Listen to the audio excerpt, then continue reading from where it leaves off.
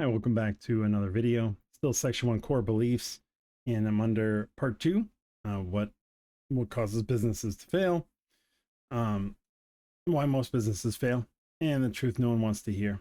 This question is, what was the worst failure that I personally went through, and what caused it? Well, this is a little tricky, and I say this tricky because ever since I've done marketing for myself, I've been very quick to make adjustments, changes, so that I don't have some sort of catastrophic failure. In that sense, I could say the biggest failure that I ever went through was believing the people that I that I work with. I know it sounds bad, but let me explain. A lot of times, what a key phrase I've thrown around, and I've heard this before too, is buyers are liars. Meaning people will lie to you, and this can affect the data. It's like, oh, this person did these things, so they should purchase, or they answered all these questions on this questions. That means they should be here. And then when you actually talk to them, you find out that no, half of that isn't true, or none of it's true.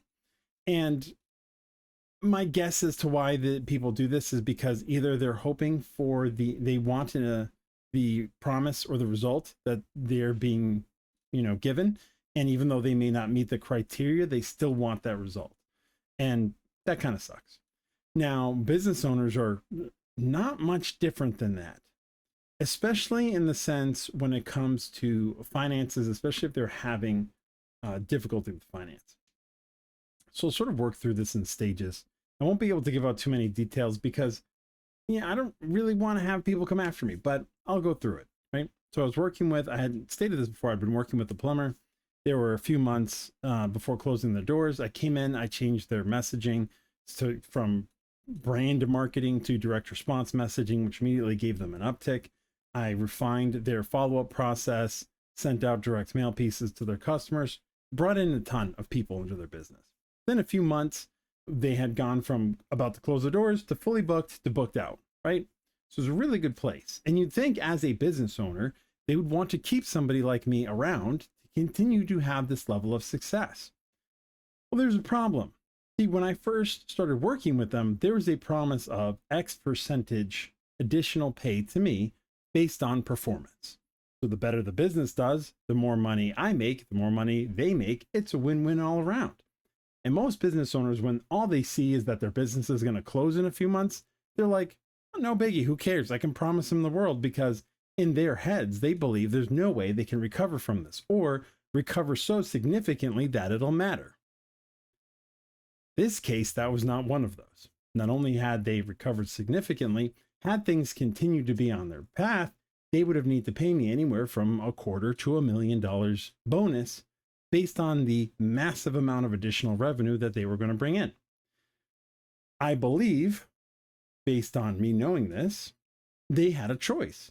They could continue paying me what they were paying me and then soon have to give me this large lump payment based on all their rapid success, or they could find an agency that could keep doing what I was doing, they believed, pay them the same amount they were paying me without the added incentive of performance pay.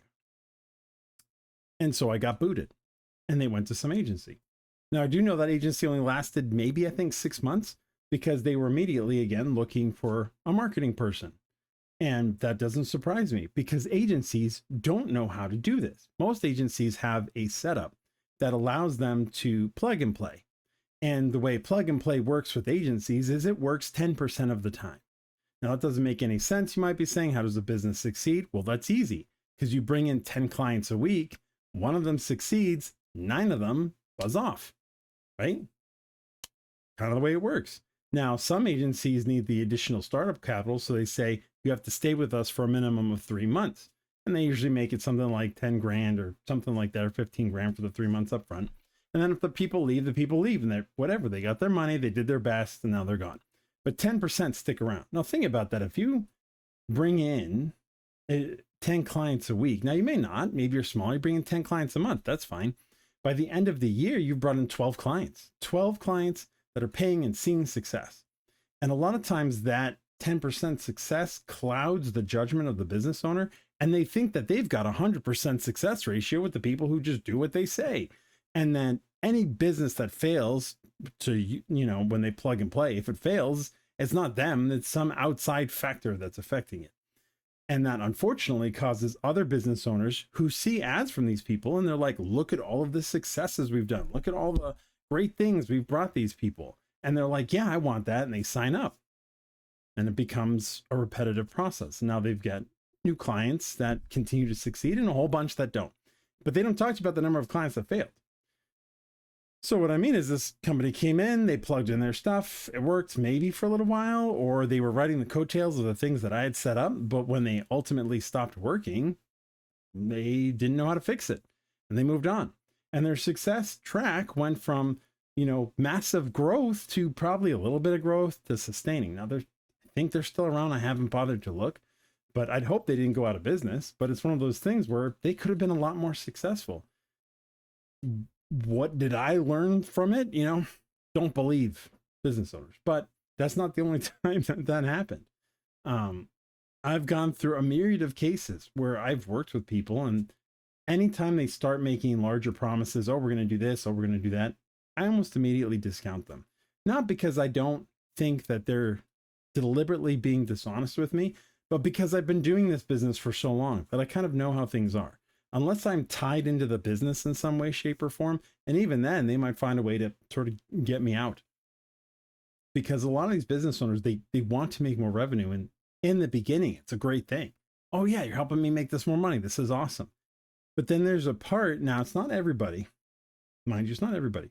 There's a part where some of these business owners go, I could make so much more if I didn't have to pay them this extra that I already agreed to pay them when I wasn't making anything. And so they decide, oh, I see what they're doing. I can replicate that. Let me remove them. I don't like it, but that's kind of the way things are. It reminds me back to Dan Kennedy had said something similar, where he was like, anytime you put together any kind of deal, make sure you have an exit clause, because it's going to go bad at some point. Whether you get tired of them, they get tired of you, or whatever, something's going to go bad. And you don't want to be sort of locked in this thing where there's no way out unless it's bad for both of you.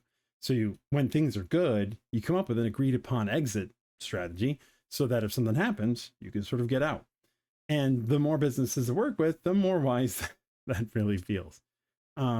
Those tend to be the most painful because things are going well. So I'm setting things up based on an upward trajectory, not expecting some sort of sudden cutoff. And it's always sudden. The reason why I say it's sudden, it's not like I'm sleeping or avoiding doing the work or laying down on the job or things aren't performing well. And I feel like, oh, maybe they're going to give me the X. Like usually it's things are going really well. So now I have the opposite feeling. The better things are for a business, the more likely I feel like they're going to get rid of me. And it seems silly, but the way some people are. Not everybody, but kind of the ones I work with. Anyway, hope that gave you some insight. My suggestion would be don't put anything down, any kind of deals. Don't agree to anything unless you know for sure that if you play it out, they're still there for it. And I never believe anybody who isn't in that situation already, who isn't already massively successful to hold up that side of things. Or if they've never done it before, whatever. And it doesn't mean it's not worth trying, because like I said, just because I have some bad experiences doesn't mean you will. But it is one of those things where, don't promise the moon. I'd rather work with people that work a few months at a time. All right, let's agree on this and see where things are. Because then if things improve, I can say, well, here's what I would like to be in place. And we're making adjustments throughout instead of it being locked in and then they or I feel bad about it later. I hope that gave you some insight, and I'll talk to you guys later.